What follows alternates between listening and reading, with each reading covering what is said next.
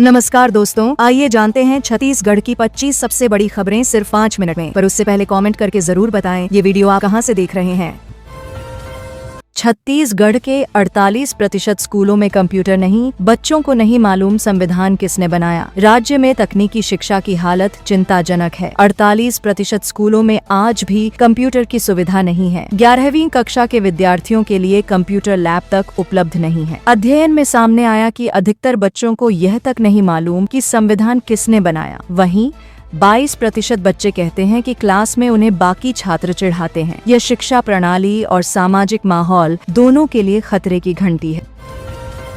रायपुर में तेज बारिश के साथ गरियाबंद, कांकेर समेत 17 जिलों में अलर्ट। छत्तीसगढ़ के दक्षिणी और उत्तरी हिस्सों में मानसून ने एक बार फिर रफ्तार पकड़ ली है। रायपुर सहित कई जिलों में तेज बारिश हुई। गरियाबंद, कांकेर सहित 17 जिलों में भारी बारिश का अलर्ट जारी किया गया है। मौसम विभाग ने आंधी और बिजली गिरने की भी आशंका जताई है। लोगों से घर से निकलते समय सतर्क रहने और प्रशासन की एडवाइजरी का पालन करने की अपील की गई है।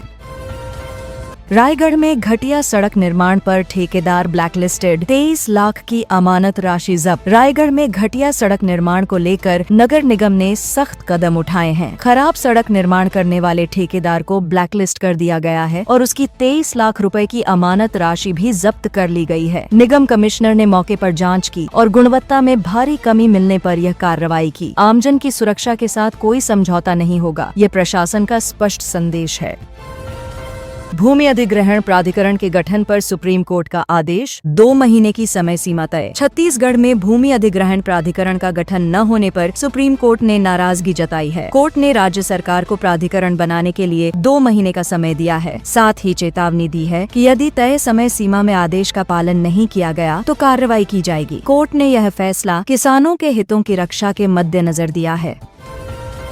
ईडी कार्रवाई पर कांग्रेस के आरोपों को भाजपा ने किया खारिज। किरण सिंहदेव का बयान। ईडी की कार्रवाई को लेकर कांग्रेस के आरोपों पर भाजपा नेता किरण सिंहदेव ने जवाब दिया है। उन्होंने कहा कि अगर किसी ने कुछ गलत नहीं किया है तो डरने की कोई जरूरत नहीं है। उन्होंने कांग्रेस पर राजनीतिक नौटंकी का आरोप लगाया और कहा कि जांच एजेंसियां अपना काम स्वतंत्र रूप से कर रही हैं। उन्होंने जनता से अपील की कि वे अफवाहों पर ध्यान न दें।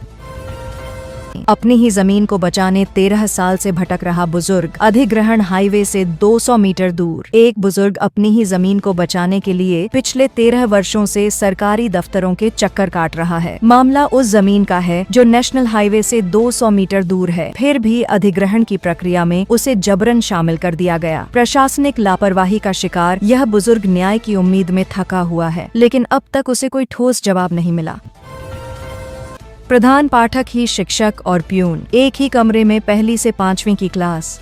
छत्तीसगढ़ के कई ग्रामीण स्कूलों में स्टाफ की भारी कमी है। एक स्कूल में तो प्रधान पाठक ही शिक्षक हैं, वही प्यून का भी काम करते हैं। एक ही कमरे में 1ली से लेकर 5वीं कक्षा तक की पढ़ाई एक साथ चल रही है, एक ही बोर्ड पर। यह शिक्षा की बुनियादी जरूरतों की अनदेखी का बड़ा उदाहरण है, जिससे बच्चों की पढ़ाई और भविष्य दोनों प्रभावित हो रहे हैं।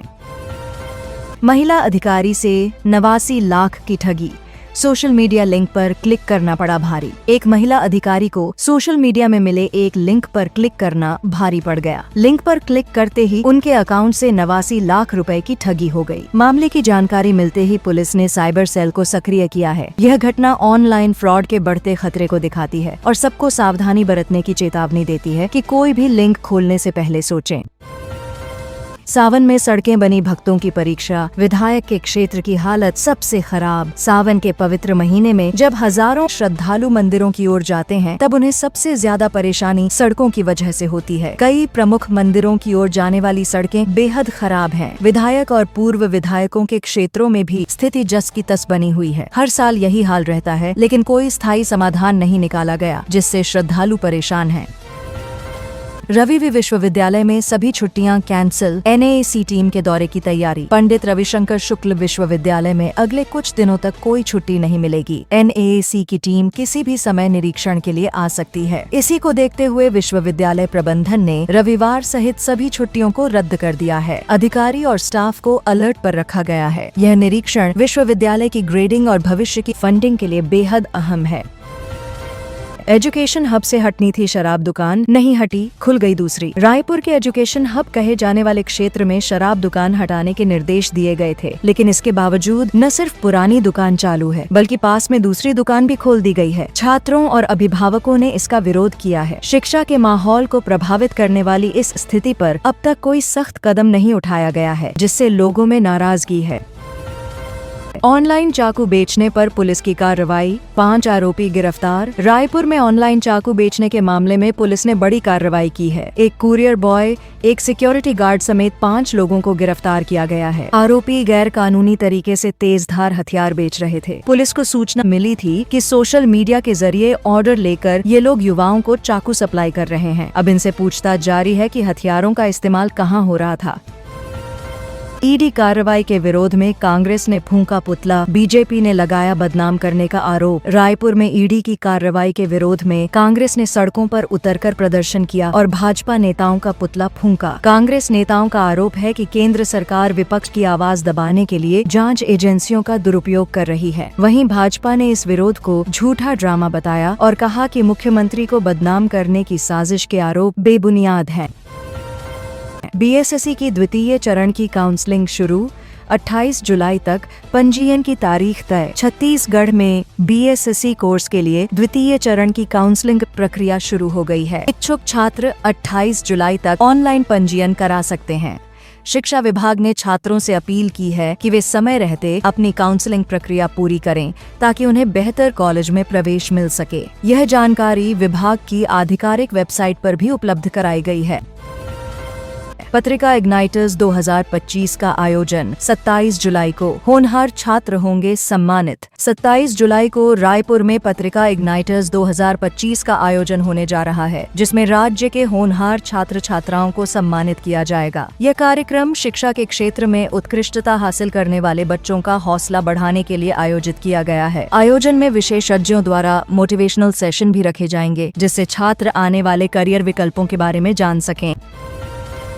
भिलाई में 5,88,000 की गबन का खुलासा, समिति प्रबंधक गिरफ्तार। भिलाई में सहकारी समिति से जुड़ा बड़ा वित्तीय घोटाला सामने आया है। समिति के प्रबंधक ने 5,88,000 रुपए का गबन किया और इन पैसों से एक महंगा आईफोन भी खरीद लिया। समिति की ऑडिट रिपोर्ट में ये गड़बड़ी उजागर हुई, जिसके बाद आरोपी को गिरफ्तार कर लिया गया है। इस मामले में अन्य अधिकारियों की संलिप्तता की भी जाँच की जा रही है।